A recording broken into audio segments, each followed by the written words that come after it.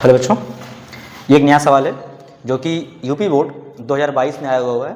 ठीक है, तो देखिए इसमें क्या बोला गया कि बराबर द्रव्यमान के दो गोले ए व बी, इनको प्लस क्यू आवेश और माइनस क्यू आवेश दिया जाता है। यानी ए गोले को प्लस क्यू आवेश और बी गोले को माइनस क्यू आवेश देते हैं।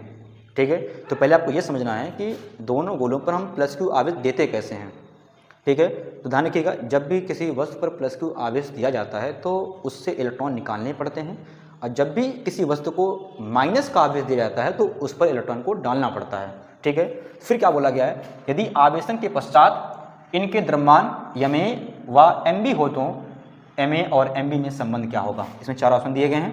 ठीक है, तो बोला गया कि इनको प्लस क्यू और माइनस क्यू आवेश देने के बाद इनके द्रव्यमान में क्या रिलेशन हो जाएगा, और आवेशन से पहले दोनों के द्रव्यमान बराबर थे, ये बोला गया इसमें। ठीक है, तो समझिएगा, मान लेते हैं कि एक गोला ए है, ठीक है, ये वाला गोला आपका मानते हैं बी है।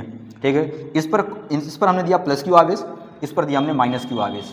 ठीक है, अगर इस पर प्लस क्यू आवेश आया इसका मतलब क्या हुआ, इससे इलेक्ट्रॉन को निकाला गया होगा। अगर इस पर नेगेटिव आवेश आया इसका मतलब क्या हुआ, इस पर इलेक्ट्रॉन को डाला गया है। ठीक है, इस पर इलेक्ट्रॉन को, यहाँ से इलेक्ट्रॉन को निकाला गया और यहाँ से इस पर इलेक्ट्रॉन को डाला गया। अब अगर इसका इलेक्ट्रॉन, यहाँ से इलेक्ट्रॉन निकल चुका है तो क्या होगा, इसके द्रव्यमान में कुछ ना कुछ कमी आ जाएगी, और इस पर इलेक्ट्रॉन कुछ एक्स्ट्रा आ चुके हैं तो इसका द्रव्यमान बढ़ जाएगा।